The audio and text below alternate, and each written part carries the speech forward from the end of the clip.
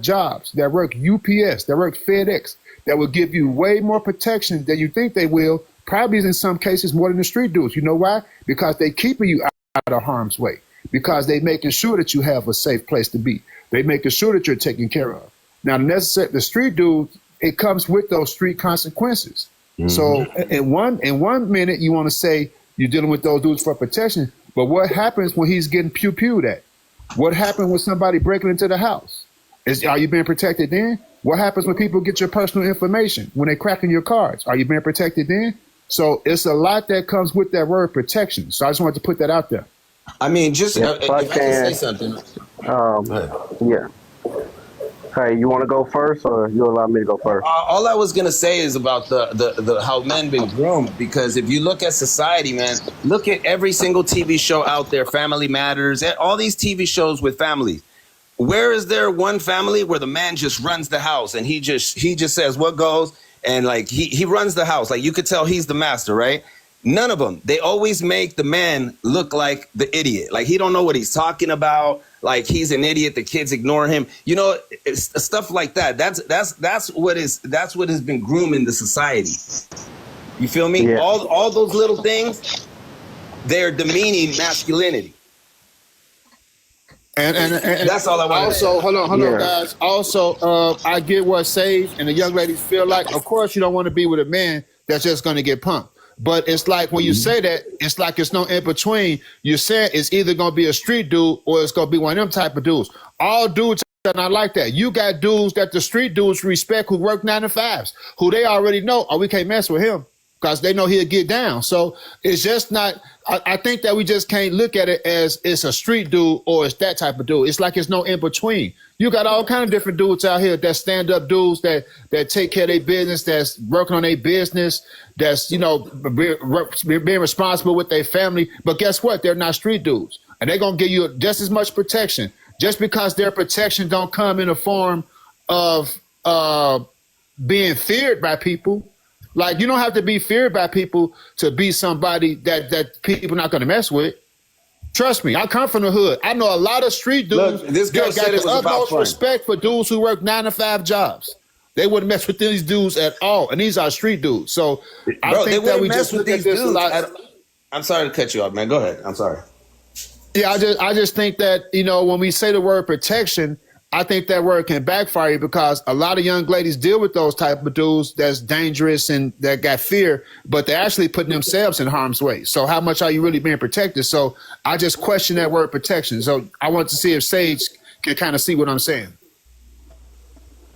I understand what you're saying. I was just talking about when he was referencing the girls in school, particularly high school, who went for a certain aesthetic of guys. So, but once you become an adult, it's a whole different ball game because the adult world is different than the high school world. I agree. Yeah. Yeah. But Sage, like I went to high school in the hood, right? I'm just gonna keep it real, right? A lot of dudes that were quote unquote nerdy, they could fight also, believe it or not. A lot of them. Yeah, that's what I'm saying. No, I do them. I'm not saying no, but at the same time, yes, there are plenty of nerd dudes who can fight. I'm not saying that there aren't exceptions to the rule, but a lot of times did not want those guys. What I'm trying to let you know, a lot of women would. What are you talking about? They didn't want the nerd girls. Nah, that's not true. Somebody mentioned Family Matters earlier. Do you see what Urkel did? That's not true, sis. I'm telling you, a lot of the nerdy guys. Yeah, look at Urkel now, though. A lot of the nerdy guys were into animes and they were into the nerdy girls. And they overlook. I'm telling you, I know what I'm talking about. I've seen it. You know what? This question is for Fifi, man. I have a question for Fifi. Let me just say I have a question for Fifi. Like that the Clark Kent, the statement that was made earlier about the Clark Kent and the Superman, right? I heard Fifi, you were speaking earlier about how, you know, you were kind of the nerd and you know, you were not sought after. Who's that? That was not It was me. Sage. Oh, Sage. My bad. I'm sorry. Sage. So Sage, you were talking about how, you know, you were the nerdy girl or whatever. But now talking like 2025, are you still the nerdy girl? Married. And okay, I'm still a nerd.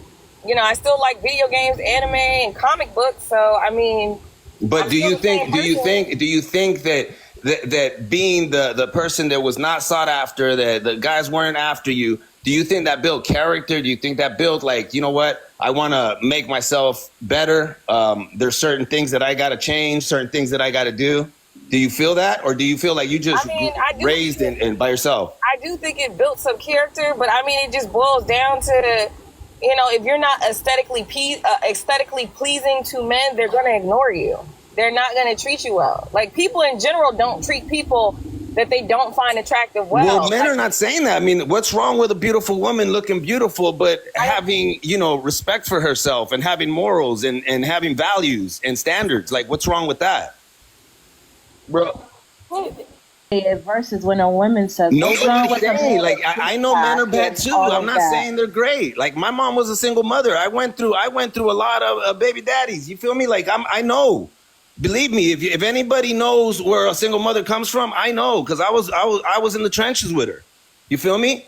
I know that, and you know what? Like, I totally understand where you guys are coming from. Like, that's why I say, you know, not everybody's the same. Not all women are all the same. That's what society portrays on social media.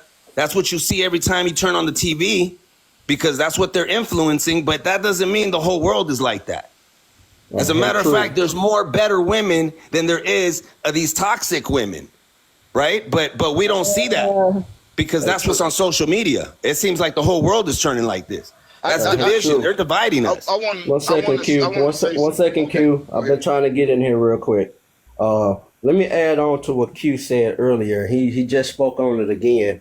When you have social and systematic targeting, it really do hurts our youth, and it can hurt even the older generations that, you know, have clinged on to how technology advanced. And one thing, and it might move the post a little bit, host, but I think it needs to be brought up. We can all talk about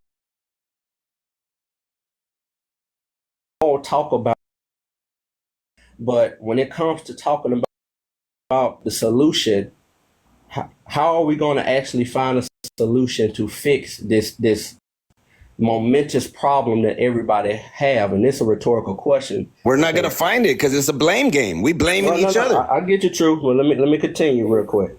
Now, yes, in this day and age, in my observation, I do see more on TV and any social media platform where the women are saying, I'm an independent boss, you know what, and I don't need a man, and I don't respect a man, or what are men good for? And I understand where all that comes from. I'm not saying men haven't, some men out here haven't caused that problem for women for them to do that. But what I'm saying is, when it comes to a solution, I'm not agreeing with everything in the past, but what I was taught by my grandma, my great grandma, my granddad, and other many elders. Like right now, I work at a nonprofit church. I'm around plenty of elders, 60 and up. And what I hear from them, not saying it goes for everywhere, there was a way to go about finding a person in society. When you dated somebody, and of course there was mom and dad in the household, when you found somebody you like, whether you're young or old, you had a certain tradition you went through. You found out you like them, you got a crush on them, then you try to make plans to go out on a date, and then before you actually, and then also the parents will meet, because they want to see where y'all heads